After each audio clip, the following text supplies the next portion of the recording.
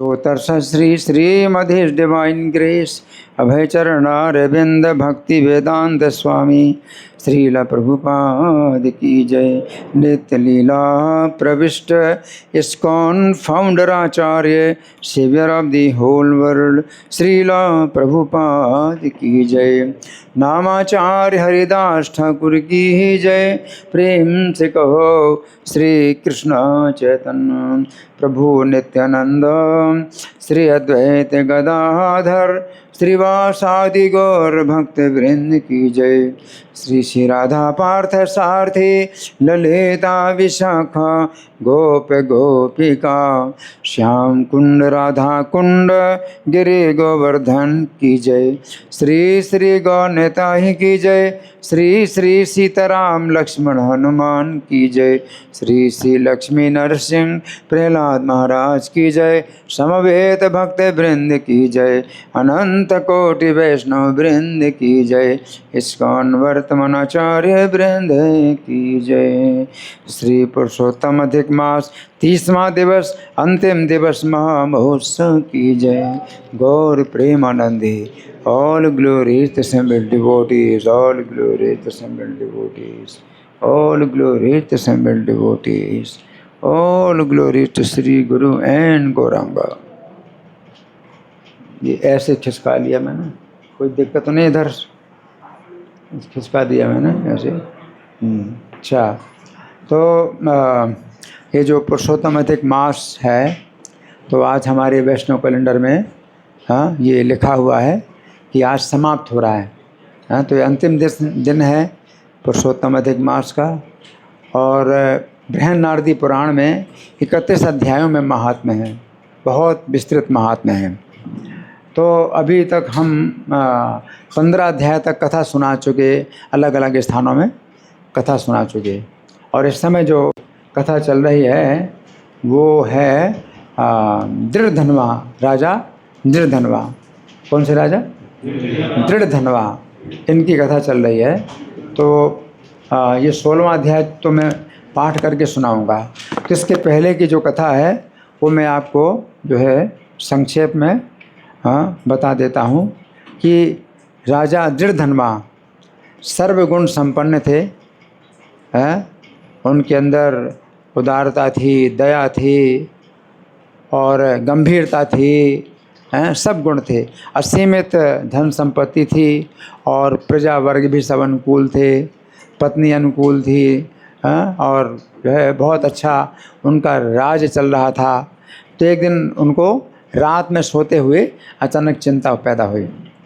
वो चिंता होनी चाहिए, उनके अंदर चिंता पैदा हुई। क्या चिंता पैदा हुई? कि मैंने ऐसा कौन सा पुण्य किया है कि मुझे इतना असीमित संपत्ति और सुख राज्य सब प्राप्त हुआ। तो मेरा ऐसा कौन सा, मेरा इस जीवन में तो मैंने कोई ऐसी तपस्या दान यज्ञ किया नहीं है, तो फिर पिछले जीवन में कुछ किया होगा। तो उसमें उनको चिंता हुई। तो ये चिंता होनी चाहिए, है ना?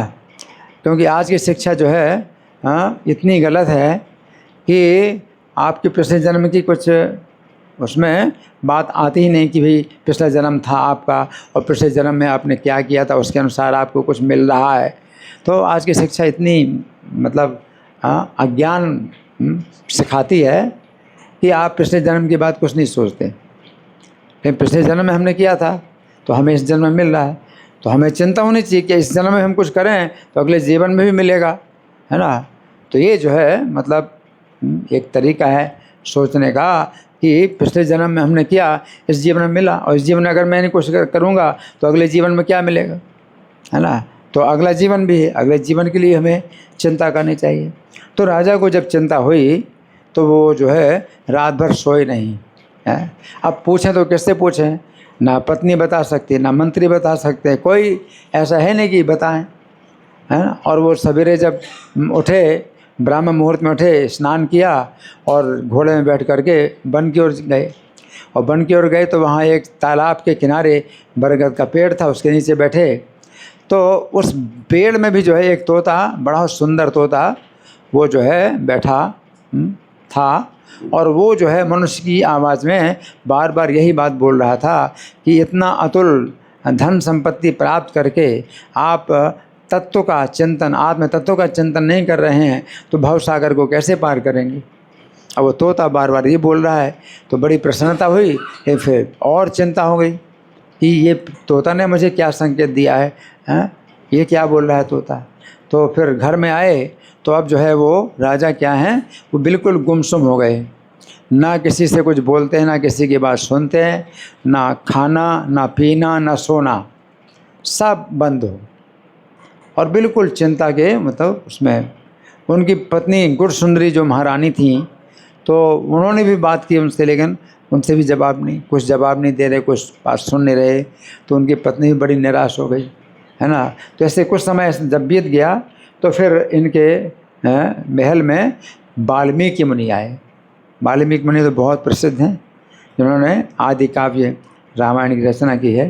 तो वाल्मीकि मुनि जब आए उनके पास, तो वाल्मीकि मुनि को दूर से प्रणाम किया, उनको आसन दिया और चरण धोए, और उनको जो है उन्होंने स्तुति की और जो है चुप हो गए। तो वाल्मीकि मुनि समझ गए कि राजा को कुछ चिंता है। तो राजा, आपको चिंता किस बात की है, जो भी चिंता हो बताओ, कुछ पूछना है तो मुझसे पूछो। तो समझ गए कि ये मेरी चिंता दूर कर सकते हैं और ये मुझे बता सकते हैं। तो सब कुछ बताया कि उस तोते ने क्या बोला वो मैं समझ नहीं पाया हूँ और मैं बहुत चिंता में हूँ। तो वाल्मीकि मुनि ने जो है 1 मुहूर्त तक ध्यान किया। 1 मुहूर्त कितना होता है? 3 घंटा 48 मिनट, 48 मिनट का 1 मुहूर्त होता है। तो 1 मुहूर्त तक उन्होंने ध्यान किया और फिर उन्होंने आंखें खोली और राजा को कहा कि मैंने आपके पूर्व जन्म की पूरी बातें जान ली हैं, अब आप विस्तार पूर्वक सुनो। तो महर्षि वाल्मीकि जो है फिर बताते हैं कि ताम्रपर्णी नदी के तट पर द्रविड़ देश में आप सुदेव नाम के एक ब्राह्मण थे, और आपकी जो पत्नी थी गौतमी, आपकी बड़ी पतिव्रता पत्नी थी, और काफ़ी समय बीत गया, कोई पुत्र नहीं हुआ। तो आपने अपनी पत्नी के साथ में तपस्या की, भगवान को प्रसन्न करने के लिए 4000 साल तक तपस्या की, 4000 साल तक तपस्या की, और 5 दिन में एक बार सूखे पत्ते खा के पानी पीते थे। सोचिए कितनी कठिन तपस्या, और 4000 साल तक तपस्या की। तो भगवान आए उनको दर्शन देने के लिए, और भगवान ने उनको जो है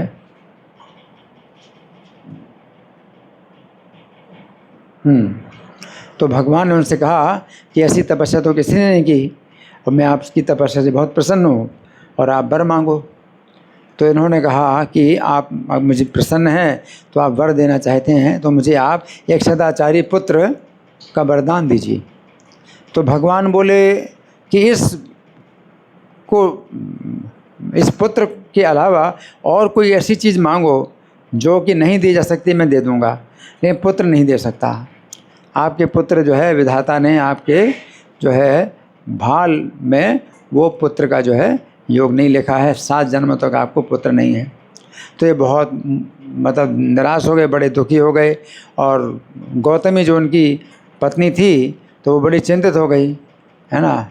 तो फिर गौतमी ने, जब भगवान ने ऐसी बात बोली, अब भगवान कैसी लीला कर रहे हैं, ये तो अद्भुत लीला है। ये भगवान तो जो असंभव वो भी कर सकते हैं, उनके पास तो सब शक्तियाँ हैं, सब कुछ कर सकते हैं। जब ऐसा भगवान ने कहा तो गौतमी ने उसी दिशा में और आगे अपने पति को समझाया कि जितने भी मतलब शक्तियाँ हैं तो भगवान के पास हैं, लेकिन भगवान से भी ज़्यादा शक्तिशाली अगर भाग्य का बल है तो भगवान क्या करेंगे। तो भगवान से जो है कुछ अब ज़रूरत नहीं है आशा करने की, अपने भाग्य पर ही आप जो है जीवित रहो। तो गरुड़ जी को बड़ा दुख हुआ, क्योंकि उसने फिर तो गरुड़ जी ने भगवान से कहा कि आप इस तरह की बातें सुन रहे हैं और उनको जो है बोलने का मौका दे रहे हैं। आप जब 4 प्रकार की मुक्तियाँ अपने भक्तों को देते हैं, है ना, तो पुत्र देने में आपको क्या परिश्रम है? आप तो सब सर्वसमर्थ हैं, और जब ऐसा आप बोलते हैं तो आगे चलकर कोई आपकी आराधना ही नहीं करेगा। तो फिर भगवान गरुड़ जी से बोलते हैं कि पक्षीराज, आप मेरी आज्ञा से इनको एक सदाचारी पुत्र दे दो। तो गरुड़ जी जो है बड़े प्रसन्न हुए, तो गरुड़ जी जो है उनको पुत्र देते हैं। तो अब आगे की जो कथा है वो मैं आपको पढ़ के सुनाऊंगा। आप सुनिए बड़े ध्यान से। ये जो कथा है ये बद्रिकाश्रम में नारायण मुनि सुना रहे हैं। नर नारायण जो अवतार हुए ना, जो तपस्वी हैं के रूप में अवतार लिया भगवान ने, तो जो नारायण मुनि हैं वे सुना रहे हैं। और कौन सुन रहे हैं? नारद जी। कौन सुन रहे हैं? नारद जी सुन रहे हैं। तो श्री नारायण बोले, हे नारद, महर्षि वाल्मीकि जी ने जो परम विस्मयकारी चरित्र राजा दृढ़धनुमा से कहा, उसी चरित्र को मैं कह रहा हूँ, सुनिए, है ना। तो ये जो है वाल्मीकि मुनि सुना रहे हैं राजा दृढ़धनुमा को पिछले जन्म की कथा, ठीक है ना। और ये पूरी कथा सुना रहे हैं नारायण मुनि नारद जी को। तो समझ रहे, कथा के अंदर कथा है। नारायण भगवान जो है नारद जी को सुना रहे हैं, और उस कथा के अंदर राजा दृढ़धनुमा को वाल्मीकि उनके पिछले जन्म की कथा सुना रहे हैं, है ना। तो नारायण भगवान जो है कहते हैं कि वाल्मीकि मुनि ने जो कथा सुनाई राजा दृढ़धनुमा को उनके पूर्व जन्म की, तो वो मैं आपको सुना रहा हूँ, आप सुनिए। शृणु नारद वक्षे हम यदुक्तम दृढ़धन्वने वाल्मीकि नाम महाप्राज्ञ चरितम परमाद्भुतम। तो वो चरित्र परम अद्भुत है, इसको सुनिए, है ना। ये जो है चरित्र ऐसा नहीं है, ये पवित्र करेगा। आप जितना मन लगाएंगे इस कथा में उतना ही पवित्र करेगा। हाँ, और ये जो है पुरुषोत्तम अधिक मास का महात्म्य है, इसमें बहुत बड़ा महात्म्य है ना। तो वाल्मीकि मुनि ने कहा कि हे दृढ़धनुमा राजन, मेरी बात सुनिए। भगवान केशव के आदेश से गरुड़ जी ने उस द्विजराज यानी ब्राह्मण सुदेव से कहा, इस प्रकार कहा, यानी सुदेव मतलब तुम ही हो, तेरा बेस्तर से बोले सुदेव से कहा, है ना। तो दृढ़धनुमा को बता रहे हैं कि सुदेव से ऐसा कहा। हाँ, तो सुदेव से इस प्रकार कहा, दृढ़धन्वन महाराज शृणुस्व वचनम मम सुपर्णः केशवादेशात् इदम् आहे द्विजेशरम। तो गरुड़ जी ने जो है कहा सुदेव ब्राह्मण से, भगवान की आज्ञा हो गई कि इनको पुत्र दे दो आप। तो गरुड़ जी अब किससे बोल रहे हैं? ब्राह्मण सुदेव से बोल रहे हैं, जो पिछले जन्म जो इस जन्म में दृढ़धनुमा राजा हैं, है ना। तो गरुड़ जी ने उनसे बोला, ब्राह्मण सुदेव से बोला। गरुड़ जी कहते हैं कि हे ब्राह्मण, आपको 7 जन्म तक पुत्र का सुख नहीं है, ऐसा जो वाक्य भगवान हरि ने कहा, सो इस समय तो आपको वैसा ही रहेगा। सप्त जन्म सुते पुत्र सुखम नास्तीति यन्वचः हरिणोक्तम श्रेष्ठ तत्तथैवेतवाधुना। तथापि गरुड़ जी कहते हैं, तो भी प्रभु के आदेश से कृपा करके मैं आपको पुत्र प्रदान कर रहा हूँ। हे तपोधन, आपको मेरे अंश से एक पुत्र होगा। कौन कह रहे हैं? गरुड़ जी कह रहे हैं, मेरे अंश से आपको एक पुत्र होगा। तथापि स्वामी नाज्ञप्तः कृपया दन्मि ते सुतं वदंस संभमा पुत्रो भविता ते तपोधन। जिससे गौतमी के साथ आपके मनोरथ सफल होंगे। गौतमी पत्नी है, गौतमी के साथ आपके मनोरथ सफल होंगे, परंतु पुत्र से दुख भी आप दोनों को मिलेगा, ये भी अटल है।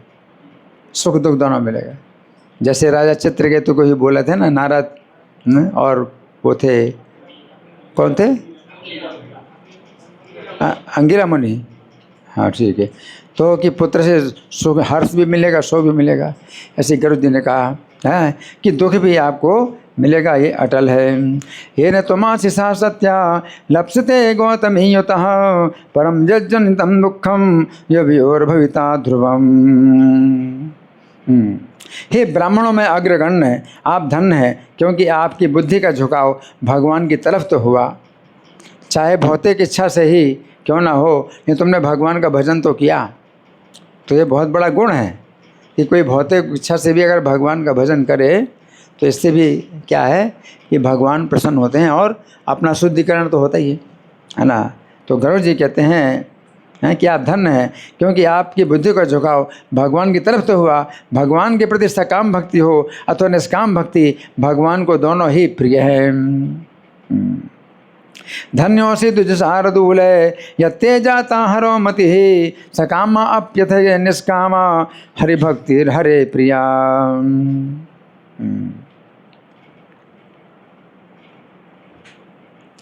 मनुष्यों का ऐसे क्षण भंगुर जीवन को पाकर जो व्यक्ति भगवान के चरणों का अपने हृदय में ध्यान करते हैं वे धन्य हैं।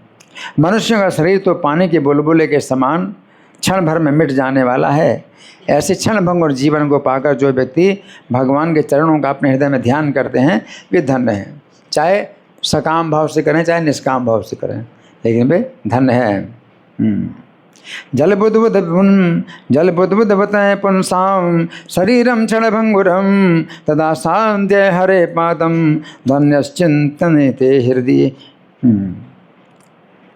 इस अत्यंत दुस्तर संसार सागर से तारने वाले श्री हरि के अतिरिक्त और कोई दूसरा नहीं है।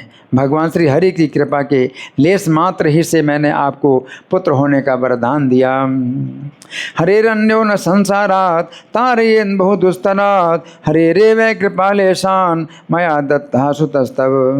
तो गुरु जी ने क्या कहा, भगवान की कृपा के लेस मात्र से मैंने आपको पुत्र दिया। नहीं, भगवान की कृपा तो बहुत बड़ी है, आपको पुत्र तो भगवान की कृपा के लेस मात्र से दिया। तो भगवान ने तो अपनी महिमा घटा दी थी कि तुम्हें विधाता ने पुत्र नहीं लिखा है तो मैं पुत्र नहीं दे सकता। लेकिन गुरु जी कहते हैं, गुरु जी भगवान की महिमा बता रहे हैं कि भगवान की महिमा की कृपा का लेस मात्र है। जब वो मुक्ति 4 प्रकार की मुक्ति दे सकते हैं तो पुत्र में क्या है ना। तो गुरु जी कहते हैं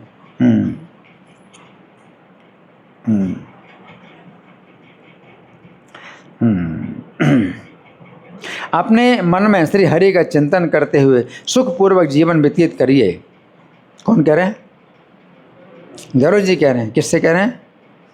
सुदेव शर्मा। सुदेव शर्मा से कह रहे हैं कि अपने मन में श्री हरि का चिंतन करते हुए सुखपूर्वक जीवन व्यतीत करिए और उदासीन भाव से इस भावना के साथ सांसारिक सुखों का उपभोग करिए। उदासीन भाव से, उदासीन भाव माने हर्ष और शोक में समान रहना, ना हर्षित होना ना उद्विग्न होना। इस भाव से आप जो है सांसारिक सुखों का उपभोग करिए।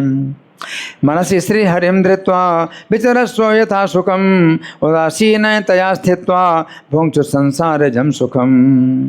तो महर्षि वाल्मीकि जी बोले कि ऐसा अलौकिक वरदान देकर युगल दंपति को देखते देखते शीघ्र गर्भ पर आरूढ़ होकर भगवान अपने वैकुंठ धाम को चले गए।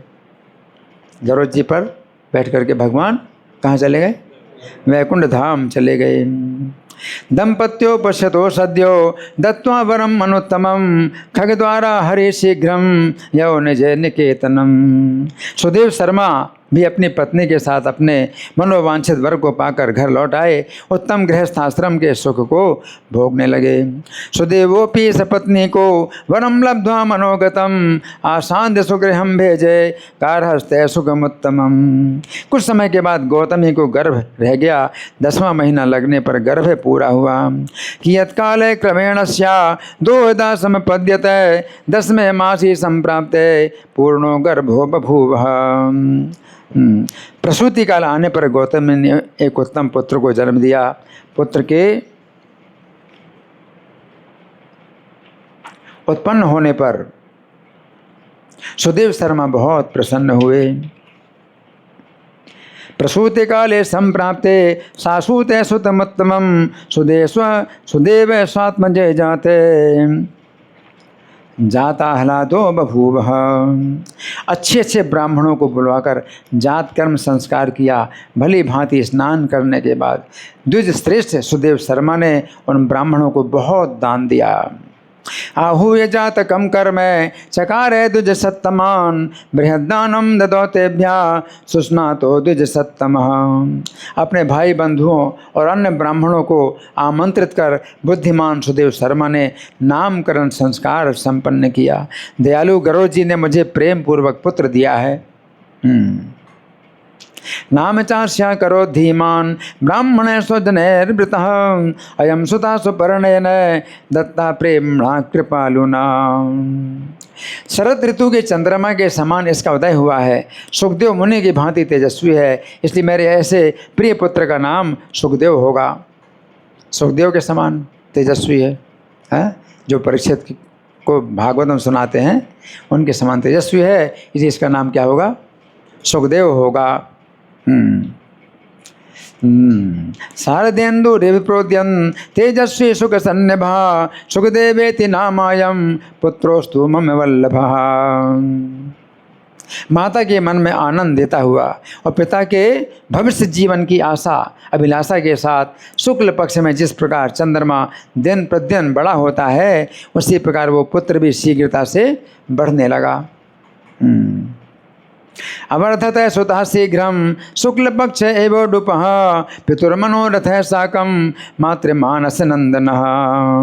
पिता ने प्रसन्नता पूर्वक उपनयन संस्कार कर गायत्री मंत्र का उपदेश दिया। इसके बाद वेद आरंभ संस्कार हुआ और वो ब्रह्मचर्य व्रत का पालन करने लगा। उपनीय सुतम तातः सावित्रीं दत्तवान् मुदा संस्कारं वैदिकं प्राप्य ब्रह्मचर्य व्रते स्थितः। ब्रह्मचर्य के तेज से युक्त होने पर वो बालक साक्षात दूसरे सूर्य के समान सुशोभित होने लगा। कैसा?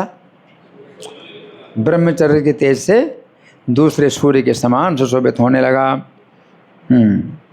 बुद्धि में अगाध सागर के समान, बुद्धि में कैसा है? अगाध सागर के समान उस कुमार ने वेदाध्ययन प्रारंभ किया। तत्तेजसान्वितो रेजे साक्षात् सूर्य वापरः वेदाध्ययन मारे भे कुमारो बुद्धि सागरः। उस गुरु वत्सल बालक ने अपने कुशाग्र बुद्धि से अपने गुरु को प्रसन्न किया। ऐसे गुरु शिष्य वत्सल होते हैं, वत्स के ऊपर शिष्य के ऊपर स्नेह करते हैं तो शिष्य वत्सल होते हैं, और वो बालक गुरु वत्सल था। गुरु को स्नेह करता है, गुरु से स्नेह करता है, गुरु को प्रसन्न करता है, तो गुरु वत्सल है ना। तो ये बालक था गुरु वत्सल। कुशाग्र बुद्धि से अपने गुरु को प्रसन्न किया। जो भी गुरु पूछे सब उत्तर देता था, एक बार बोले तो सब सुन लेता था, याद कर लेता था। तो गुरु के प्रति ऐसे ब्रह्मचारी के लिए कहा गया है ना, क्या बताया गया है? ब्रह्मचारी वसंदांतो गुरुकुले, ब्रह्मचारी गुरुकुले वसंदांतो गुरोहितम आचरण दासमन्नीचो गुरु सुदृढ़ सौहृदा। गुरु के प्रति उसका सुदृढ़ सौहार्द है। और यहाँ पर क्या है? गुरु वत्सल, गुरु के प्रति उसकी वत्सलता है, स्नेह है ना। तो वो जो है समस्त विद्या को उसने ग्रहण कर लिया। सद्बुद्ध्यानंदयामास स्वगुरुम गुरुवत्सलः सकन्निगत मात्रेण विद्याम सर्वाम उपेयिवान्। तो महर्षि वाल्मीकि जी सुना रहे हैं। किसको सुना रहे हैं? ना राजा दृढ़धर्मा को सुना रहे हैं कि आपके पिछले जन्म की कथा। राजा को कुछ पता नहीं, पिछले जन्म की इतनी बातें जो है विस्तार में बता रहे हैं वाल्मीकि मुनि। तो वाल्मीकि मुनि कहते हैं कि एक समय की बात है, करोड़ों सूर्य के समान प्रभावशाली देवल ऋषि आए। देवल ऋषि का नाम तो गीता में आता है, असतो देवलो व्यासः, है ना। हाँ, तो देवल ऋषि आए। कैसे? करोड़ों सूर्यों के समान प्रभावशाली देवल ऋषि आए। उन्हें देखकर सुदेव शर्मा ने मुदित होकर दंडवत प्रणाम किया।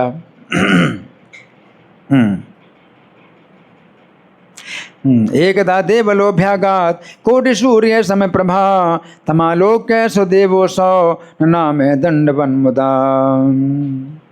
देवल मुनि की विधि पूर्वक पूजा की और उनके लिए आसन की व्यवस्था कर दी। पूजयामास विधिवन् अर्घ्यपाद्यादि भिर्मुनिम् आसनम कल्पयामास देवलाय महात्मने। देव दर्शन देवल ऋषि उस आसन पर बैठ गए और अपने चरणों पर पड़ते हुए बालक को देख करके बोले। ये बालक भी उनके चरणों में गिरा तो देवल मुनि बोले, उसको देख करके बोले। तत्रोपविष्टो भगवान देवलो देव दर्शनः चरणे पतितं दृष्ट्वा कुमारं देवलो ब्रवीन्। तो देवल मुनि बोले, हे सुदेव, आप धन्य हैं, आपके ऊपर भगवान श्री हरि प्रसन्न हुए, क्योंकि आप दुर्लभ और श्रेष्ठ पुत्र पा गए हैं। कैसा पुत्र है? दुर्लभ है और श्रेष्ठ पुत्र पा गए हैं। भो भो सुदेव धन्योऽसि तुष्टस्ते भगवान हरि यतस्त्वं प्राप्तवान पुत्रम दुर्लभम सुंदरम वरम। क्योंकि ऐसा नम्र, बुद्धिमान, बोलने में पटु, वेदाध्ययन करता और सुशील पुत्र कहीं भी किसी के यहाँ मैंने नहीं देखा है। ऐसा देवल मुनि कहते हैं, किसी का नहीं देखा है ना। ये तादृशा सुता क्वापि कश्यप्य न बलोकितः विनीतो बुद्धिमान वाग्मी वेदाध्ययन शीलवान। हे वत्स यहाँ आओ, देवल मुनि बोलते हैं। किससे बोलते हैं? हाँ, बच्चे से बोलते हैं। हे वत्स यहाँ आओ, तुम्हारे हाथ में ये क्या विचित्रता देख रहा हूँ। सुंदर छत्र बना है, चिन्ह है, सुंदर छत्र का चिन्ह है, 2 चमर है का चिन्ह है और यव रेखा के साथ कमल के चिन्ह बने हुए हैं।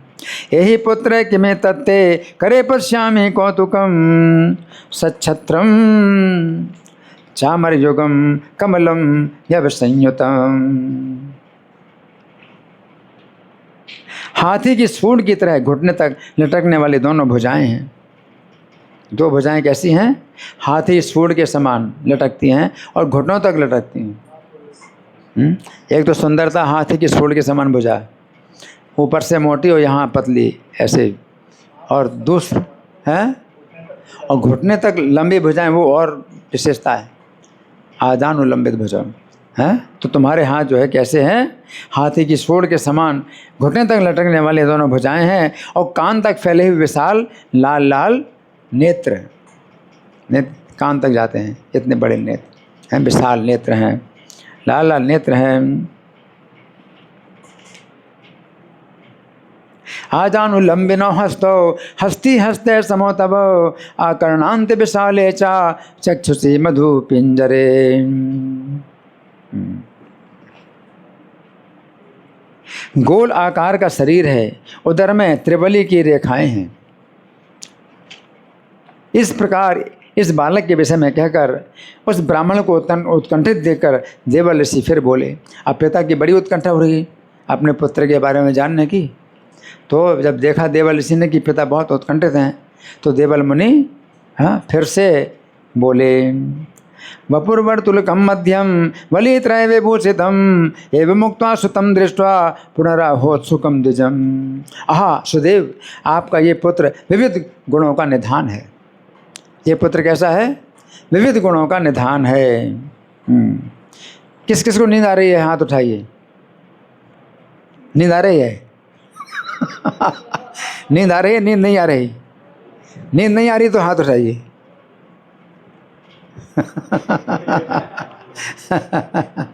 जिनको नींद आ रही तो खड़े हो जाओ। हाँ, मैं पूछूंगा तो बता नहीं पाओगे। हाँ, बताओ मनोहर गौरंग क्या सुना? खड़े हो जाओ, क्योंकि कथा का जो है, जो रस है, वो कानों को खोलने से ही मिलेगा। आंखें बंद होती तो कान भी बंद हो जाते हैं। आंखें अगर बंद होती हैं तो फिर कान भी बंद हो जाते हैं। कथा का रस नहीं प्रवेश होगा, है ना। तो खड़े भी हो सकते हैं। क्या सुना? कौन बताएगा? हाँ जी, आप बताओ।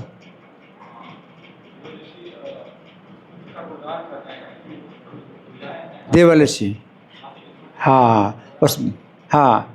तो फिर देवल ऋषि और बोले कि आहा सुदेव, आपका ये पुत्र विविध गुणों का निधान है। गले की हंसली मांस में छिपी हुई है। गले की जो हड्डी है वो मांस में छिपी है, तो वो सुंदरता मानी जाती है। और गले की हड्डी दिखाई पड़े तो कुरूपता होती है ना। तो गले की हड्डी जो है मांस में छिपी हुई है, हंसली बोलते हैं, हंसली है। और शंख के समान उतार चढ़ाव वाला गला है। गला कैसा है? शंख के समान उतार चढ़ाव वाला गला है। चिकने घुंघराले बाल हैं। अहो सुदेव तनयन तमायम गुण सागर गुड़ जत्रु कंबुकंठा स्निग्ध कुंचते मूर्धज। लंबी चौड़ी छाती है, विस्तृत गर्दन है, दोनों कान एक से हैं, बैल के समान कंधे हैं। संपूर्ण सुलक्षणों से संपन्न सौभाग्यशाली पुत्र है। तुंगवक्षा पृथुग्रीवः समकर्णो वृषांसकः सर्वलक्षण संपूर्ण पुत्रो भाग्य निधिर्महान्। सौभाग्यशाली पुत्र, ये बताया। सभी अच्छे लक्षण हैं, किंतु एक ही महान दोष है। अब क्या?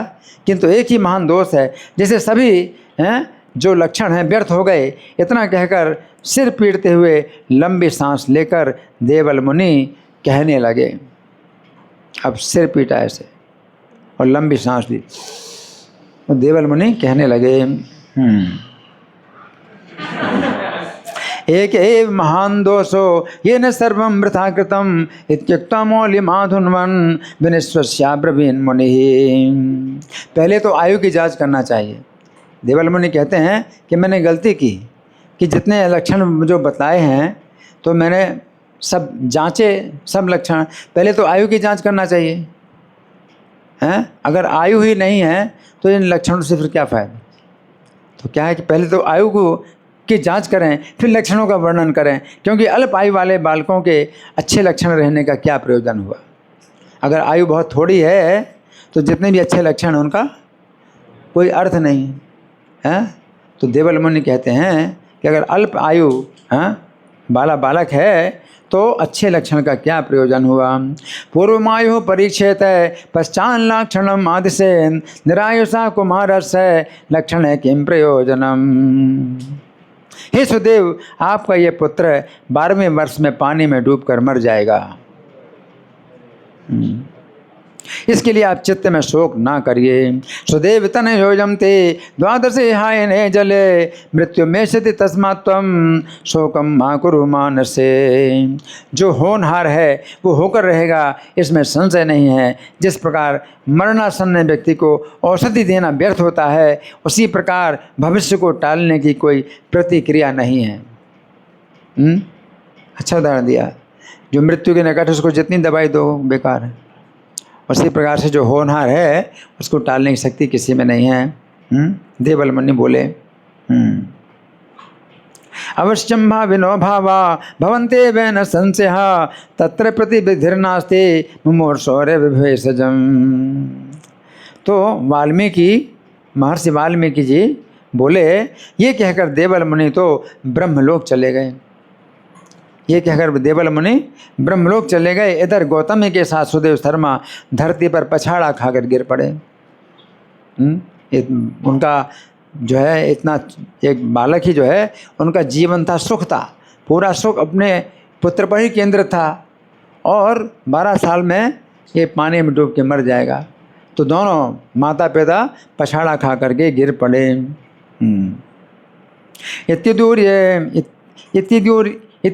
इत्युदीर्य गतो ब्रह्म लोकम देवलिको मुनिः सुदेवा सह गौतम्या पपात धरणी तले। देवल ऋषि की कही हुई बात को स्मरण कर करके पृथ्वी पर पड़े पड़े चिरकाल तक विलाप करते रहे। बाद में गौतमी ने अपने पुत्र को गोद में बैठाकर धीरज के साथ कहा, अपने पति से बोली, अपने पुत्र गोद में बैठा करके गौतमी अपने पति से बोली, विललापे चिरं भूमौ देवलोक्तं वचा स्मरन् अथ सा गौतमी पुत्रं स्वांगमारोप्य धैर्यतः। पुत्र के मुँह का चुम्बन किया और फिर पति से कहने लगी। गौतमी बोली कि हे महाराज, होने वाली घटना से भयभीत नहीं होना चाहिए। चुचुम्ब बदनम प्रेमणा पश्चान् पतिम वाचसा गौतम्युवाच द्विजराजेन कर्तव्या भीतिर्भावेषु वस्तुषु। जो होने वाला नहीं है वो कभी नहीं होगा। गौतमी कह रही है जो होने वाला नहीं है वो कभी नहीं होगा, और जो होनहार है वो तो होकर रहेगा। जैसे निसंदनाज नल को कितना बड़ा संकट आया। राजा नल की कथा शायद आप लोग नहीं जानते हैं। कितने लोग जानते हैं राजा नल की कथा? जानते हैं? हाथ उठाइए। क्या क्या संकट आया?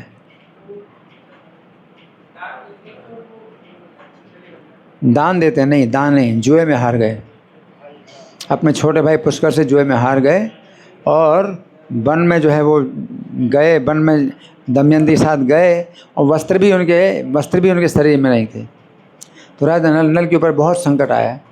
खैर अभी ये समय नहीं है कि वो कथा हम करें, लेकिन राजा नल के ऊपर बहुत बड़ा संकट आया। सोचिए, राजा, निषद देश के राजा और पत्नी के साथ में वन में गए और वस्त्र भी नहीं शरीर में, कितना भारी संकट था। तो राजा नल के ऊपर संकट आया। फिर अयोध्या नरेश के पुत्र श्री राम के ऊपर कैसी विपत्ति आई हैं, वो तो कथा बहुत प्रसिद्ध है। और पांडु के पुत्र युधिष्ठिर क्या महान विपत्ति में नहीं पड़े। युधिष्ठिर महाराज 5 पांडव महान विपत्ति में क्या नहीं पड़े। कौन कह रहे हैं? गौतमी, उनकी पत्नी कह रही है कि जो होनहार है वो होता है। ना भाव्यम भविता कुत्र भाव में वे भविष्यति किम नो दुःखमापन्ना नल राम युधिष्ठिर। राजा बलि को बंधन में बंधना पड़ा। कहाँ तो तीनों लोगों के राजा थे और फिर उनको कहाँ, उनको भगवान वामदेव ने क्या बंधन में डाल दिया। और यादवों का विनाश हुआ, बहुत बड़ी दुर्घटना, यादवों का विनाश हुआ। हिरण्याक्ष का वध हुआ और भीषण वृत्रासुर का भी विनाश हुआ। बंधनम बलिराजापि प्राप्तवान यादवाक्षयम हिरण्याक्षो वधम घोरो वृत्रोपि निधनम गतः। राजर्षि परीक्षित भी ब्राह्मण के शाप से मृत्यु के मुख में चले गए। इस प्रकार हे मुनीश्वर, जो भावी है वो होकर ही रहेगा।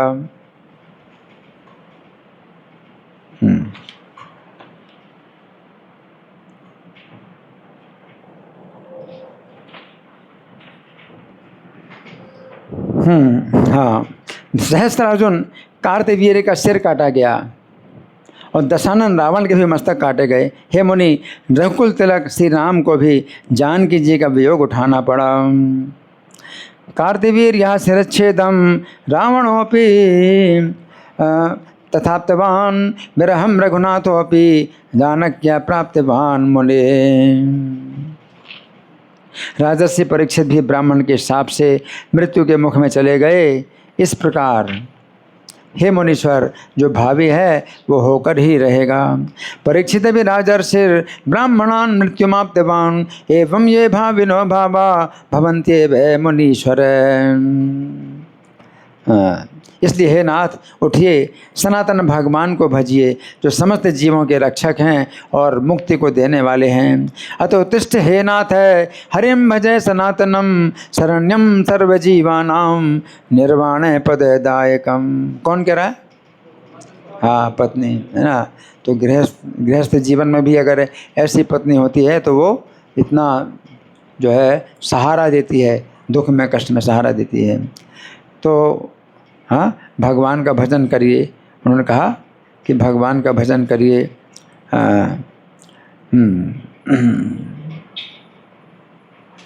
तो महर्षि वाल्मीकि जी बोले, अपनी पत्नी की बात सुनकर सुदेव शर्मा स्वस्थ चित्त हो गए। अपने हृदय में हरि के चरण कमलों का ध्यान करके पुत्र से प्राप्त होने वाले भविष्य के शोक को झट से परित्याग कर दिया। इतने जय वनिता बचो निशम्य प्रकृति मुपागतवान सुदेव शर्मा हृदय चरणाम भुजम निधाय झटित जहो शुचमात्मजात भवित्री। तो इस तरह से मैंने एक अध्याय आपको पढ़ के सुनाया और अब आगे की जो कथा है वो संक्षेप में मैं सुनाऊंगा। तो आप लोग कथा वस्तु कम से कम मालूम हो जाए आपको। इसके आगे की कथा सुनाऊंगा। तो 16 नहीं, हमारे पास समय की सीमा है ना। हाँ, कितने बजे? 1 बजे ना, 1 बजे तक सब समाप्त करना है, तो हम आगे नहीं कर सकते ना। तो इसी में मुझे प्रश्नोत्तर भी करना है साथ साथ, है ना। तो ये कथा श्री नारायण ऋषि सुना रहे हैं। आपको पता है कथा के अंदर कथा श्री नारायण ऋषि सुना रहे हैं। तो उस समय महर्षि वाल्मीकि ने कहा, इस तरह सुदेव शर्मा का बहुत समय बीत गया। एक समय सुदेव कुसा फल फूल आदि लेने वन में गए हुए थे। उसी दिन उनका पुत्र सुखदेव अपने साथियों के साथ बावली में स्नान करने के लिए गया। खेलते हुए सुखदेव ने साथियों को विस्मित करने के लिए गहरे पानी में गोता लगाया। अब खेल खेल में उसने विस्मित करने के लिए गहरे पानी में गोता लगाया कि मैं गहरे पानी में जाऊंगा तो ये लोग विस्मित हो जाएंगे, ऐसा होता है ना, अपने साथियों को विस्मित करने के लिए गहरे पानी में गोता लगाया।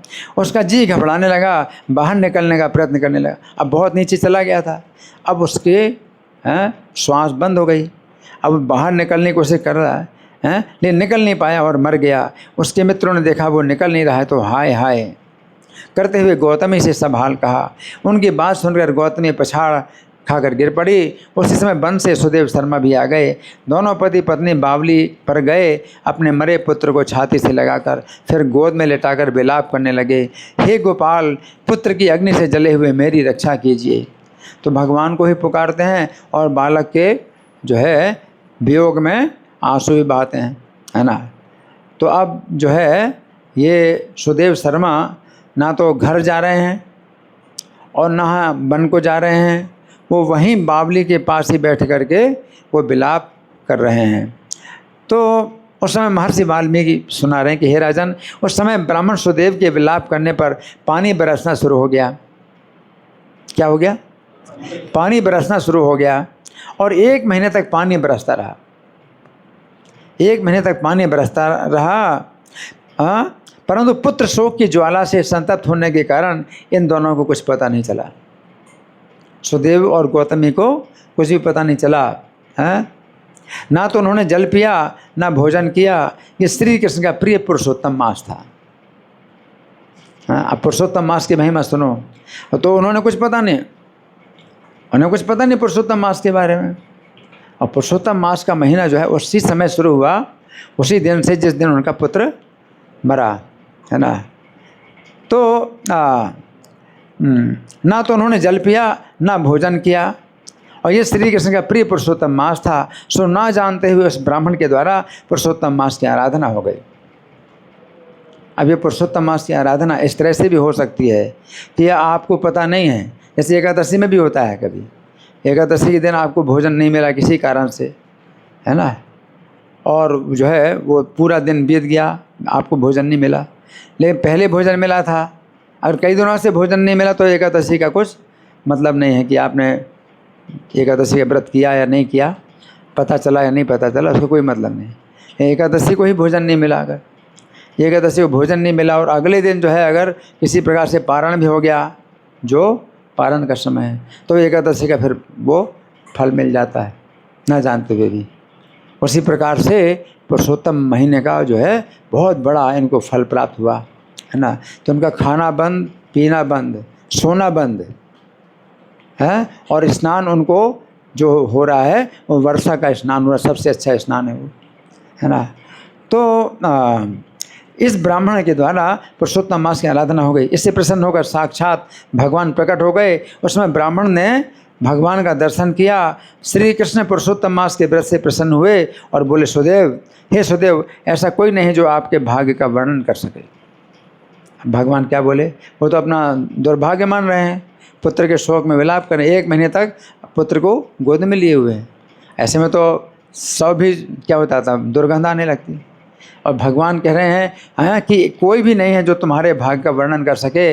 आपका ये पुत्र 12,000 वर्षों की आयु वाला होगा। हे तपस्वी, पुत्र के साथ गृहस्थ आश्रम का सुख भोगने के बाद आप ब्रह्मलोक को जाएंगे।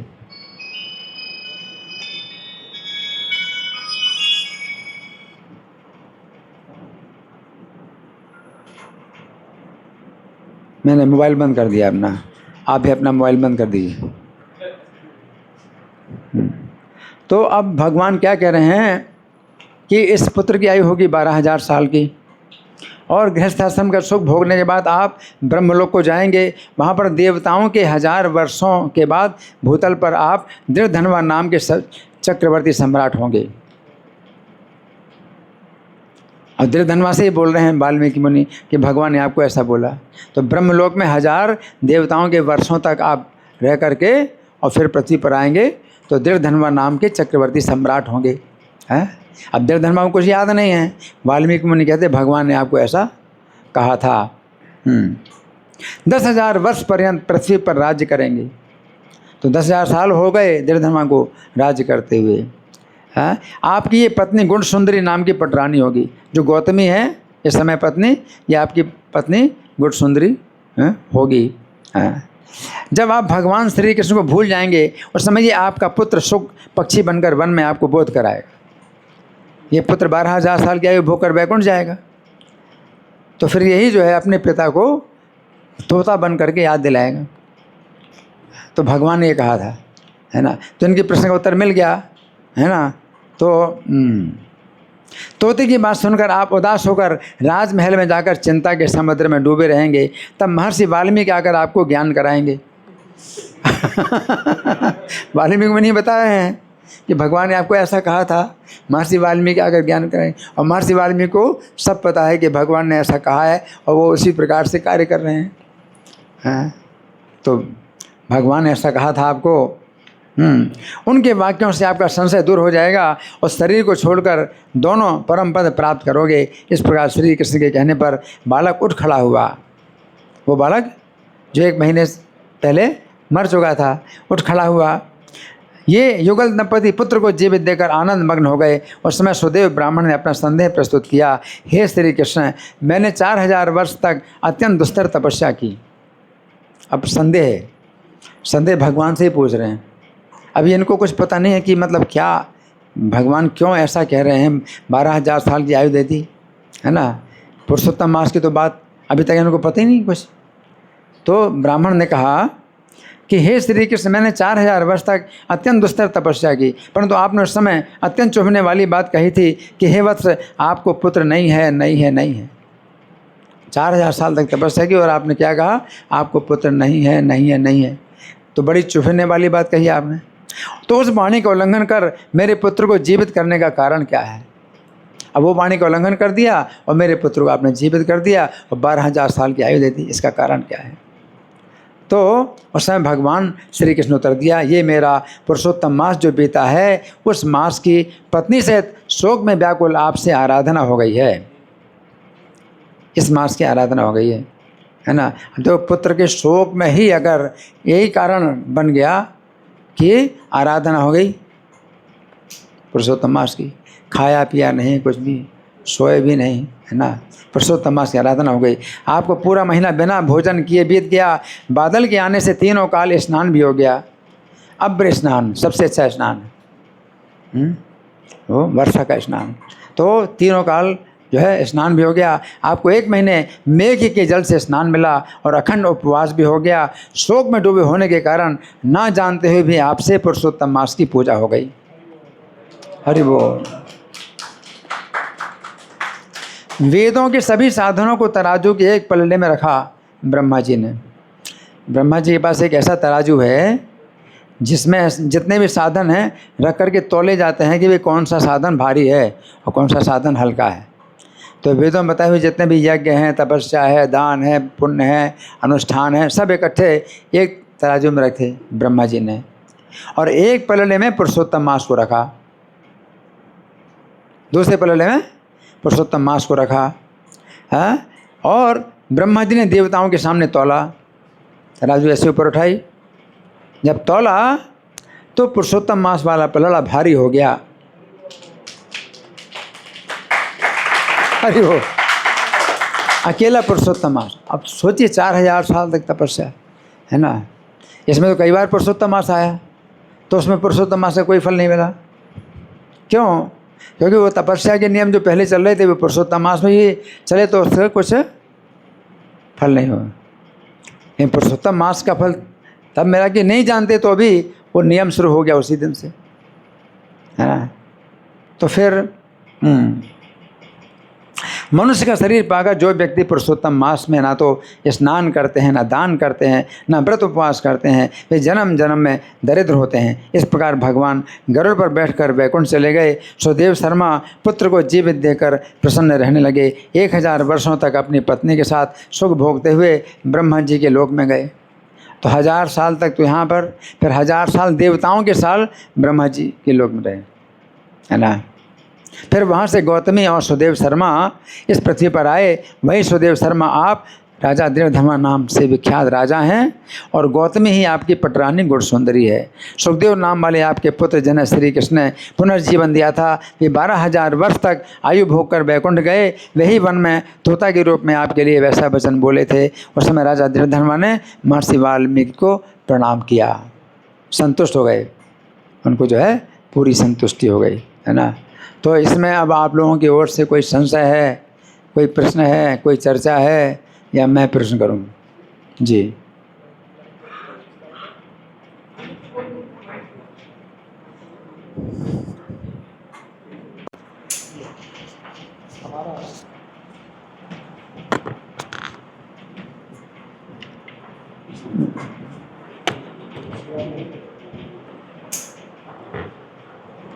हरे कृष्ण प्रभु जी। चालू नहीं किया माइक? हरे कृष्ण प्रभु जी। वो जो तोता था वो और वो जो उनका बेटा था, तो वो तो स्वर्ग चला गया, फिर तो तोता कैसे? स्वर्ग नहीं, बैकुंठ। बैकुंठ, हाँ बैकुंठ चला गया, फिर उसके बाद वो तोता कैसे बन गया फिर? हाँ देखो, ऐसा है कि कोई बैकुंठ भी जाए, ठीक है, लेकिन अगर उसका जो है पिछले जीवन में संबंध था, है पिता पुत्र का संबंध था, तो वो संबंध जो है वो याद भी रख सकते हैं, याद भी रख सकते हैं। तो सुखदेव को जितना स्नेह मिला अपने माता पिता का, है, तो वैकुंठ में जाकर के भी उसको जो है वो याद रहा। कि ऐसा भी कई बार होता है कि जैसे ध्रुव महाराज, तो ध्रुव महाराज सुन रहे सब लोग सुन रहे। ध्रुव महाराज जो है ये 5 वर्ष की आयु में माता सुनीति के आदेश से वन में गए और भगवान के दर्शन हुए, भगवान से वर प्राप्त हुआ। और जब वो गए तो माता सुनीति उनके साथ गई, उनके उसी बैकुंठ में जहाँ ध्रुव महाराज गए। एक ध्रुव लोक एक अलग बैकुंठ है वहाँ, और वो माता पिता का संबंध भी है। ध्रुव महाराज ने अपना शरीर नहीं बदला, सामान्यतः तो शरीर छोड़ करके जो है बैकुंठ का शरीर प्राप्त करते हैं, लेकिन उनका शरीर इसी जीवन में ही, मतलब ये शरीर ही आध्यात्मिक हो गया और माता सुनीति के पुत्र के रूप में अपनी पहचान करते हुए ही बैकुंठ गए। और सुनीति जो है, माता सुनीति अपने पति के साथ वन में नहीं गई। उनके पति उत्तानपाद जब वन में गए तो पत्नी के ऊपर पूरा जो है चुनाव रहता है कि वो अपने पति के साथ वन में जाए अगर जाना चाहे, और पुत्र के आश्रय में रहना चाहे तो पुत्र के आश्रय में रहे। तो माता सुनीति का जो वो आसक्ति अपने पति के प्रति नहीं थी, अपने पुत्र के प्रति आसक्ति थी। तो पुत्र के साथ रहें, और जब पुत्र उनके जो है बैकुंठ में गए तो माता सुनीति अपने पुत्र के साथ बैकुंठ में गई, है ना, और बल्कि पहले गई तो पुत्र को ही उन्होंने गाइडेंस दिया था। तो वो माता और पुत्र का संबंध वहाँ भी है, बैकुंठ में भी है। तो वैकुंठ में ऐसा भी हो सकता है कि पहले का जो संबंध था हमारा आपका, वो वैकुंठ में भी बना रहे, इस तरह का हो सकता है। मित्रता का संबंध बना रहे, या जो है शिक्षक जो है शिक्षार्थी और शिक्षा का संबंध बना रहे, ऐसा भी संबंध बना रह सकता है वैकुंठ में।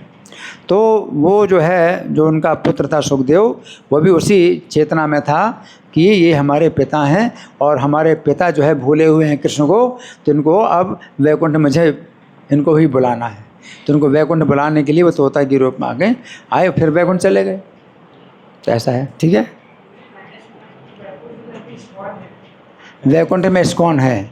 देखिए वैकुंठ में इस्कॉन, आप मतलब आप ये कहिए इस्कॉन जो है क्या है? International society for Krishna consciousness. ये पृथ्वी में इसका नाम है international society for Krishna consciousness. और वहाँ पर अगर इस्कॉन है तो उसमें अंतर ये है, international society for in Krishna consciousness. हाँ, फॉर कृष्णा कॉन्शस नहीं कि हमें कृष्णा कॉन्शसनेस के लिए हमने सोसाइटी बनाई है। वहाँ तो कृष्णा कॉन्शसनेस में सब लोग हैं ही हैं, हाँ। तो Vaikuntha society in Krishna consciousness, वो तो पहले से ही है, उसमें कोई साधना करने की ज़रूरत नहीं है, मंगल आरती करने की ज़रूरत नहीं है। ये साधना का जो है ये समाज है कि आप साधना करते हैं कृष्ण भावना मृत प्राप्त करने के लिए, कृष्ण भावना भावित बनने के लिए। वहाँ पर सब कृष्ण भावना भावित पहले से हैं। Vaikuntha society in Krishna consciousness, ठीक है जी जी हरे कृष्णा प्रभु जी। जी। प्रभु जी बहुत अच्छा आपका इसमें लेक्चर था, आपने पुरुषोत्तम मास की इतनी अच्छी महिमा बताई। प्रभु जी मेरा एक इसमें प्रश्न है, जैसे कि आपने कहा था कि ये ब्रह्मा जी ने सारे वेदों का निचोड़ और दान वगैरह सबको एक तराजू में रखा, और मतलब एक पलड़े में रखा, और कृष्ण पुरुषोत्तम मास को एक पलड़े में रखा। तो जैसे हमारे को कहा जाता है कि जो जन्माष्टमी में अगर कोई व्रत रखता है उसको इतनी एकादशी का फल मिलता है, तो मैं पूछना चाह रहा था तो उसमें क्या पुरुषोत्तम मास भी ऐड है, या पुरुषोत्तम मास का अगर कोई व्रत रखता है तो उसमें एकादशी ऐड हो जाती है? तो मैं पूछ रहा था कि हाँ, आपका अच्छा प्रश्न है कि ये जो पुरुषोत्तम मास है, सबसे पहली बात तो ये है कि पुरुषोत्तम मास हमेशा तो आता नहीं, ठीक है, 3 साल में एक बार आता है ना। तो अब आप ये नहीं कर सकते भी पुरुषोत्तम मास का इंतजार करें। इसलिए जो भी आपको साधन दिखाई पड़े, आपके निकट जो कुछ भी उपाय दिखाई पड़े, आपको उसी को करना है।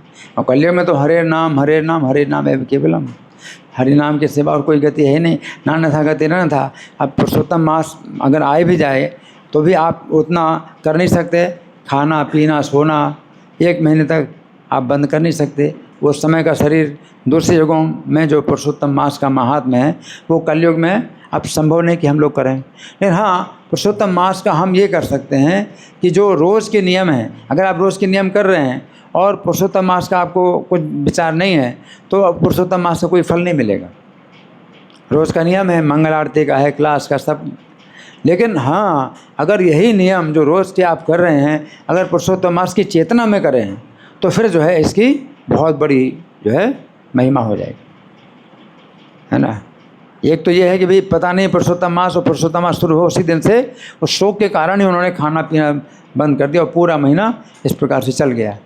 तो वो बहुत बड़ी महिमा है उसमें, है ना। लेकिन अगर आप वही नियम रोज़ कर रहे हैं और पुरुषोत्तम मास में भी कर रहे हैं तो जैसे 4000 साल तक उन्होंने तपस्या की तो पुरुषोत्तम मास कितने बार आया है? 4000 साल में कितने बार पुरुषोत्तम मास आया? लेकिन कोई भी फल नहीं हुआ पुरुषोत्तम मास का, है ना। तो फिर पुरुषोत्तम मास का क्या है कि फल प्राप्त करने के लिए आप पुरुषोत्तम मास की चेतना में आप रहिए। आप पुरुषोत्तम मास की चेतना में रहिए, पुरुषोत्तम मास है ये, तो आपको हमेशा हर समय ध्यान। तो ये मुश्किल है, ये बहुत मुश्किल है। तो मैं कोशिश करता हूँ कि भाई जयकारा के समय पुरुषोत्तम मास 10वां दिवस महामहोत्सव की जय मैं आपको याद दिलाता रहता हूँ। जितने बार जयकारा होता है तो पुरुषोत्तम मास के दिन की संख्या मैं जो है आपको याद दिलाता हूँ।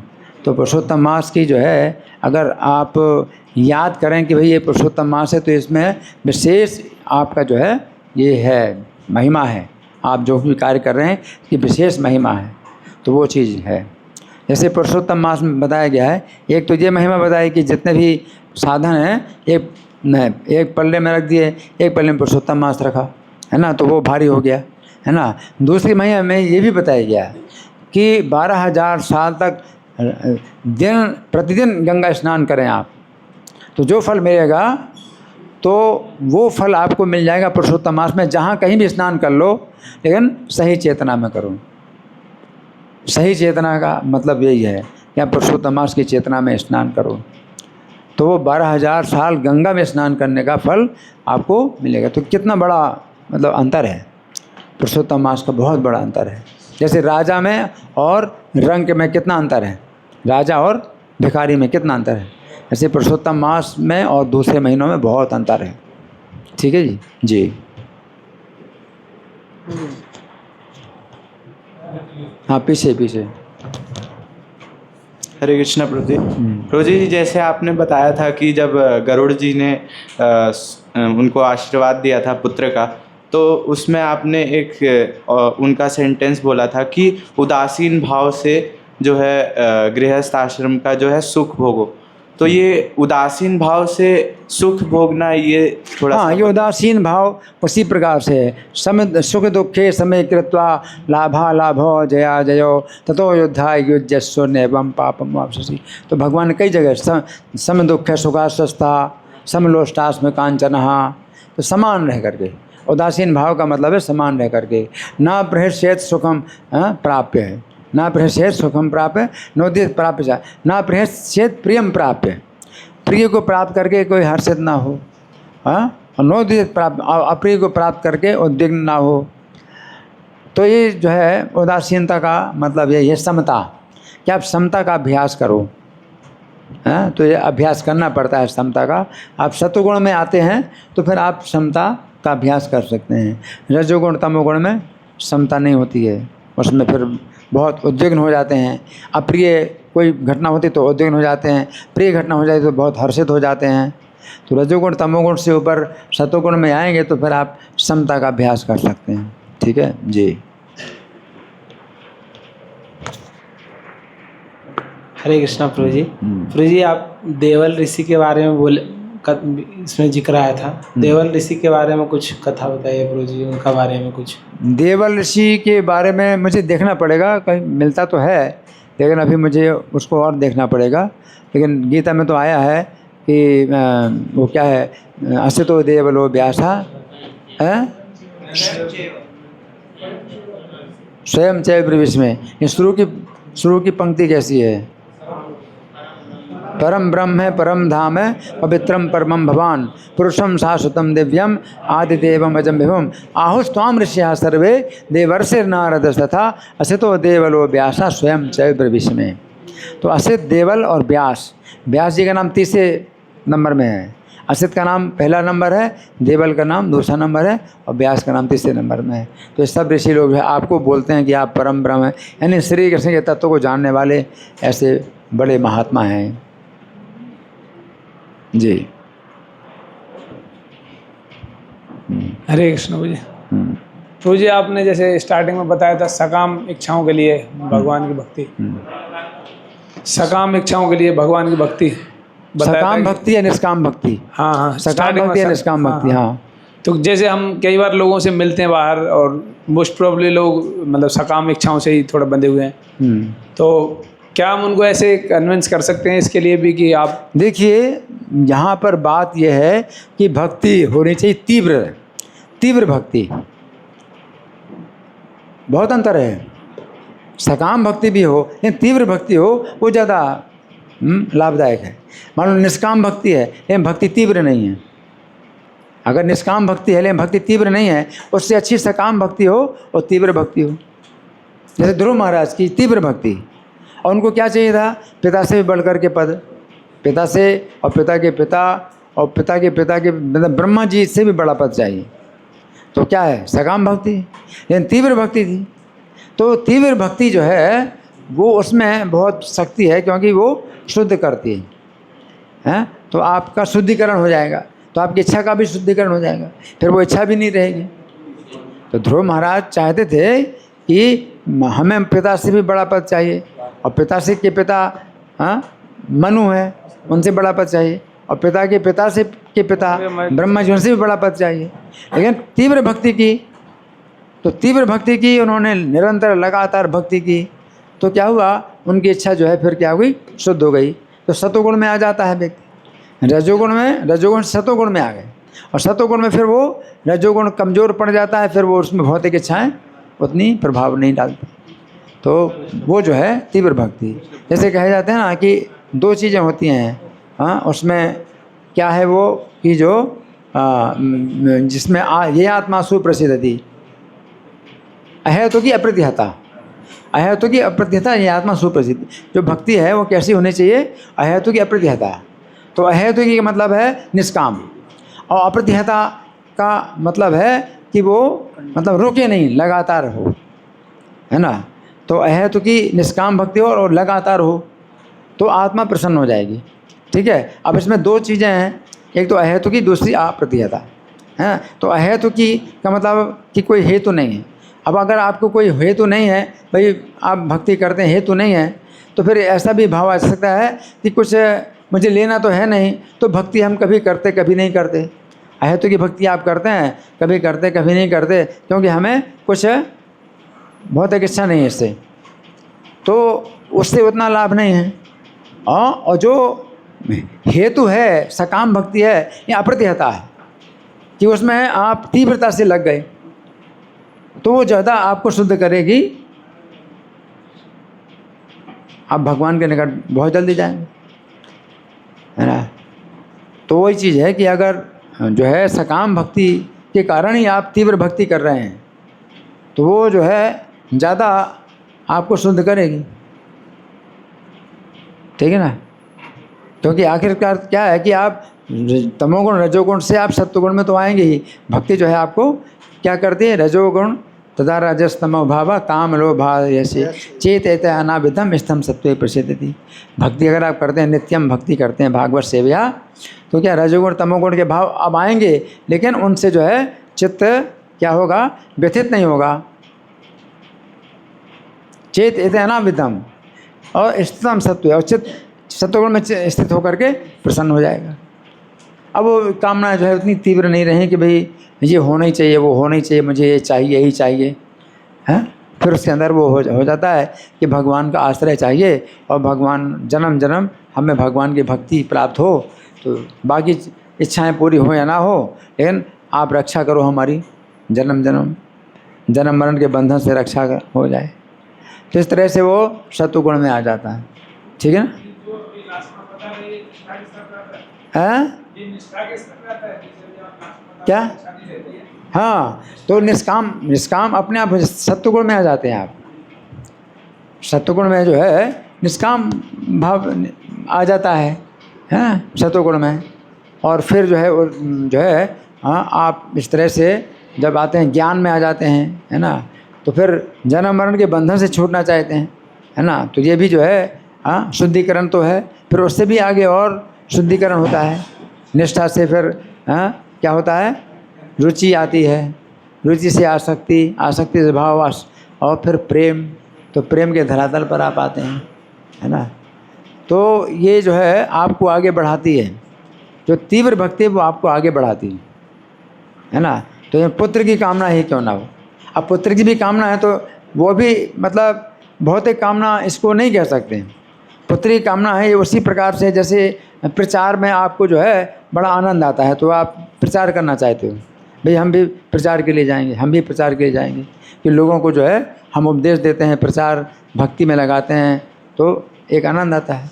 अब वो कलयुग में तो प्रचार का जो है आवश्यकता है, कलयुग में प्रचार की आवश्यकता है, लेकिन दूसरे युगों में राजाओं के जो अधीन प्रजा होती थी, तो राजा अपनी प्रजा को उसमें धर्म में लगाते थे और वो बलपूर्वक लगाते थे, तो प्रचार की आवश्यकता थी नहीं। तो जैसे सुदेव ब्राह्मण को पुत्र की इच्छा है, तो वो क्या चाहते, मैं उसको अच्छा भक्त बनाऊं, है ना, तो एक पुत्र मिले तो उसको अच्छा भक्त बनाऊं। उन दोनों प्रचार की आवश्यकता थी नहीं, तो राजर्षि होते थे, अपनी प्रजा को वो धर्म में लगाते ही थे। तो इसमें मतलब अभी तो जारे देखो तारे कहो कृष्ण उपदेश, जिसको देखो कृष्ण उपदेश करो, क्योंकि शासन की ओर से प्रचार है ही नहीं। शासन क्या है, अधार्मिक है, कलयुग में शासन अधार्मिक है, तो प्रचार की आवश्यकता है। तो प्रचार में जो है फिर भी एक इच्छा तो होती है प्रचार करने की। तो राजा सुदेव जो है, महाराज जो सुदेव ब्राह्मण है, वो चाहते एक पुत्र मिले, उसको अच्छा भक्त बनाऊं, तो वो भी जो है एक प्रकार का प्रचार ही है ना, है ना। तो वो भी एक सुख है, एक प्रकार का सुख है, ठीक है ना जी। अभी हमारे पास कुछ समय है। हरे कृष्ण। हाँ जी, हाँ जो जी। उनकी पत्नी जब उनको शिक्षा दे रही थी हाँ। देवा को, तो पांडवों का, युधिष्ठिर महाराज का और भी राजाओं का एग्जाम्पल देती है, लेकिन ये तो अच्छे थे, फिर भी इनको कष्ट सहना पड़ा। लेकिन वो रावण का भी और हिरण्याक्ष का भी एग्जाम्पल देती थी, वो तो असुर थे। हाँ, रावण का और हिरण्याक्ष ने भी जो एग्जाम्पल दिया, तो उसमें क्या है कि रावण का जो है अगर आप देखो तो उसका जो है जो परिवार और जो शासन इतना बड़ा था और इतनी उसने विजय प्राप्त कर ली थी, पूरी मतलब पूरी दुनिया में उसने अपना आतंक फैला रखा था।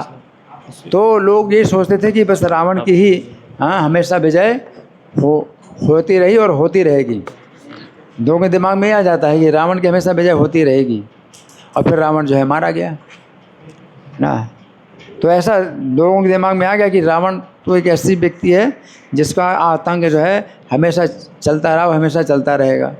हिरण्याक्ष का भी इतना प्रभाव था, तो उनके जो कुटुंबी हैं वो भी बहुत शोक में डूबे हुए थे हिरण्याक्ष की। तो उनका एक अपना एक समाज है, उस समाज में जो है बहुत बड़ी घटना मानी जाती है कि भाई हिरण्याक्ष कैसे वध हो गया, बहुत शक्ति थी उसके। तो वो चीज़ होती है भाई उस समाज में, तो ये जो है बहुत बड़ी मतलब ये दुर्घटना मानी जाती है और बहुत शोक का जो है वो वातावरण हो जाता है। रावण के लिए कितना शोक हुआ, जो उनके जो रानियाँ थी रावण की कितना शोक करती हैं, हिरण्याक्ष के लिए भी कितना शोक करें, फिर हिरण्यकशिपु शोक दूर करते हैं, शोक समझाते हैं, है ना। तो वो शोक में सब व्याकुल होते हैं, तो वो बताया है यहाँ पर, ठीक है ना जी। हरे कृष्णा प्रभु जी। हाँ जी, हरे कहाँ कृष्णा पर है? प्रभु जी। प्रभु जी एक हाँ। प्रश्न कि आप किए थे, बोले थे अभी जा रे देखो तारे बोलो कृष्ण उपदेश है? अभी बोले आप जा रे देखो तारे बोलो कृष्ण उपदेश, हाँ हाँ और फिर 10 नाम अपराध में आता है कि और श्रद्धालु को कृष्ण की नाम की महिमा देना, तो इसको कैसे हाँ, इनका समझेंगे? अच्छा प्रश्न है। जब ये कहा चैतन्य महाप्रभु जा रे देखा तारे कहो कृष्ण उपदेश, जिसको देखो उसको कृष्ण का उपदेश करो, ठीक है ना, अच्छा प्रश्न है। और दूसरा जो है हम लोग बोलते हैं श्रद्धालु को कृष्ण के नाम की महिमा का उपदेश करना, तो इसमें तो कोई मतलब अंतर नहीं है। अश्रद्धालु को कृष्ण नाम की महिमा का उपदेश नहीं करना, फिर भी कृष्ण नाम का उपदेश करना है। क्योंकि जैसे रशिया में है, तो रशिया में जो प्रभुपाद गए थे केवल 3 दिन रहे, तो 3 दिन में एक भक्त को उन्होंने शिष्य बनाया, एक व्यक्ति को भक्त भी बनाया और शिष्य भी बनाया, और चले गए प्रभुपाद। तो अनंत शांतिदास वो एक उनके शिष्य थे। फिर उन्हीं से ही मतलब पूरे रूस में मतलब इतना भारी मतलब प्रचार फैला। तो वो जो है सड़क में खड़े हो जाते थे जहाँ बहुत भीड़ होती थी, और हर व्यक्ति से ऐसे पूछते थे do you have mantra, do you have mantra. तो कोई कहता no I don't have mantra, I have mantra, I give you mantra, Hare Krishna Krishna Krishna Hare Hare, Hare Ram Ram Ram Hare, you chant this one. तो इस तरह से किसी से कुछ परिचय नहीं है, किसी को जानते पहचानते कुछ नहीं, हर व्यक्ति कहते ये मंत्र मैं आपको दे रहा हूँ, ये आप ले लो, ये मंत्र ले लो, है ना। और कुछ नहीं बता रहे हैं, है ना। ये भी नहीं कहते कि मांस नहीं खाना, व्यभिचार नहीं करना, जुआ नशा कुछ नहीं करना, है ना। तो अगर उनको हम जो है नाम की महिमा का उपदेश देंगे, तो वहाँ तो ऐसे लोग हैं कि वो बिल्कुल ईश्वर विहीन समाज है वहाँ का। ईश्वर की बात को सुन करके लोग दूर भागते हैं, ईश्वर की बात सुनना नहीं चाहते। तो आप नाम देते हैं, हम I give you mantra, this is not name of God, हाँ, there is no God, there is no name of God, this is only mantra, you chant this mantra. China में इसी तरह से गिरधारी स्वामी बता रहे थे कि भगवान की बात करोगे तो बहुत लोग जो है दूर, हज़ारों लोग दूर भागते हैं। भारत में भगवान की बात करो तो हज़ारों लोग आते हैं सुनने के लिए, और चीन में हज़ारों की संख्या में लोग दूर भागते हैं। तो हम भगवान की बात करते ही नहीं, हम पहले उनको बुलाते हैं, भैया हम आपको कुछ आसन सिखाएंगे तो आपका शरीर अच्छा होगा, है ना। फिर हम आपको एक मंत्र देंगे तो उससे आपका जो है दिमाग का तनाव दूर होगा। तो ये मंत्र है हरे कृष्णा, ये कोई नाम नहीं है, आप इसको कोई नाम मत समझिए, हाँ। ईश्वर से आपको कोई मतलब नहीं है, ये मंत्र का जाप करो। और जब मंत्र का जाप करते करते फिर उनको गीता की शिक्षाएं देते हैं, फिर वो समझ लेते हैं, फिर वो भक्त बनते हैं। तो इस तरह से अश्रद्धालु को आप, जैसे नारद जी ने रत्नाकर डाकू को, या नारद जी या सप्तऋषि, तो रत्नाकर डाकू को क्या कहा, तुम मरा मरा बोलो, है ना। तो मरा मरा बोलो, तो क्यों बोला मरा मरा बोलो। तो कुछ लोग कहते हैं कि राम नाम बोल नहीं सकते थे, वो इतने पापी थे। ऐसी बात है ही नहीं, कि पापी से पापी भी राम नाम बोल सकता है, राम नाम बोलने में कोई दिक्कत नहीं। लेकिन वो अश्रद्धालु थे, उनको जो है भगवान से कोई मतलब नहीं था, उनको चिंता थी कि मेरे पाप जो है, मैं पाप से कैसे छूट सकता हूँ, मुझे पाप से छूटना है, पाप बहुत किया था, है ना। तो उन्होंने कहा तुम मरा मरा बोलो, है ना। तो पाप से छूटने के मरा मरा वो बोलते रहे, और इसी से फिर उनके अंदर जिज्ञासा पैदा हुई, और फिर राम का चरित्र उन्होंने सुना नारद जी से, फिर जो है लिखा। तो वो इस तरह से अश्रद्धालु को भी आप नाम की महिमा मत बताइए, ये भगवान का नाम मत बताइए, आप उनको फिर भी मंत्र दे सकते हैं, ये मंत्र है ये, ठीक है। और बाकी जो है गीता में जैसे भगवान ने बताया उसमें आप प्रश्न कर सकते हैं।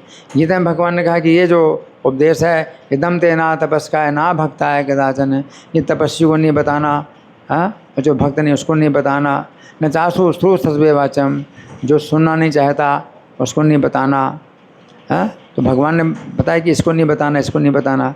तो चैतन्य महापुरुष जारे देखा तारे कहो कृष्ण उपदेश, इसको देखो उसको कृष्ण का उपदेश कहो, है ना। तो अब इसमें हमें विचार करना पड़ सकता है कि भगवान गीता में तो ऐसा कह रहे हैं कि नहीं बताना, तो फिर इसमें भी हमें ये समझना है कि कृष्ण के उपदेश भी 3 प्रकार के हैं गीता में। एक तो गुह्य है, दूसरा गुह्यतर, तीसरा गुह्यतम। गुह्य उपदेश क्या है कि हम शरीर नहीं हैं, हाँ, ये शरीर जो है, हाँ हाँ, ये नष्ट होता है, उत्पन्न होता है, और जीवन नहीं उत्पन्न होता, नष्ट होता है, और जीव को दूसरा शरीर प्राप्त करना पड़ता है। ये गुह्य उपदेश है। गुह्य उपदेश है कि परमात्मा का अनुभव आप करते कि परमात्मा सबके हृदय में निवास करते हैं। और गुह्यतम उपदेश है मन मनाभव भगवान का। तो एक तो ब्रह्म का ज्ञान, दूसरा परमात्मा ज्ञान, तीसरा भगवत ज्ञान। तो जारे देखा ताये कहो कृष्ण उपदेश, अगर चैतन्य महाप्रभु ने कहा है तो आप कृष्ण का उपदेश कहो, तो कृष्ण का उपदेश कौन सा कहो? गीता का जो गुह्य उपदेश है कि हम शरीर नहीं हैं। तो प्रभुपाद हमेशा इसी पर ही जो है हमेशा जोर देते थे कि हम शरीर नहीं हैं, है ना। तो इसका जो है मतलब ये उपदेश हमें सबसे पहले देना है, और गुह्यतम उपदेश नहीं देना कि कृष्ण कहते हैं मेरी भक्ति मानो, मेरी पूजा करो। अब ये उपदेश दोगे तो वो जो है मतलब चिढ़ जाएगा, है ना, तो और अपराध करेगा। तो गुह्यतम उपदेश मत देना, आप गुह्य उपदेश दीजिए। तो यही गीता का उपदेश है, जा रे देखा तारे को कृष्ण उपदेश। या नाम का उपदेश करो, नाम की महिमा मत बताओ, नाम का उपदेश करो, ठीक है जी। हाँ, 1 बज गया, ठीक है, 1 बज गया। एक चीज़ बताना चाहता हूँ कि कथा में जैसे आया था सुखदेव उसके हाथ में निशान थे कमल के, दृढ़ धनवा के। हाँ, वो बताए कुछ अंकुश है और जो है कमल है, इस तरह के कुछ निशान वो देवल ऋषि ने देखा। तो प्रभु जी की भी जो भविष्यवाणी है नाड़ी ज्योतिष में, अगस्त मुनि ने जो लिखी हुई है, उसमें प्रभु जी के भी अंगुष्ठ में 4 चक्र करते हुए, बताते हुए ही आगे वो भविष्यवाणी करते हैं पूरा। तो प्रभु जी की जो नाड़ी ज्योतिष है उसमें बहुत अच्छा बताया, उसमें ये 4 चक्र प्रभु जी के भी अंगुष्ठ में बताए हैं। मुझे याद है इसलिए। श्री कृष्ण कथा महामहोत्सव की श्री पुरुषोत्तम अधिक मास 30वां दिवस अंतिम दिवस महामहोत्सव की श्रील प्रभुपाद की। हरे कृष्णा हरे कृष्णा। तो इतना सुंदर कथा प्रभु जी ने कम समय में हमें पूरा ब्रीफ में भी बताया, और फिर बीच में थोड़ा डिटेल, फिर ब्रीफ किया, और इतने सारे क्वेश्चंस का आंसर किया प्रभु जी ने। तो we are very thankful to his grace Jitamit Prabhu ji. Let us thanks by loudly chanting Hare Krishna mahamantra. Hare Krishna Krishna Krishna Hare Hare, Hare Ram Ram Ram Hare Hare. Srila Prabhupada की।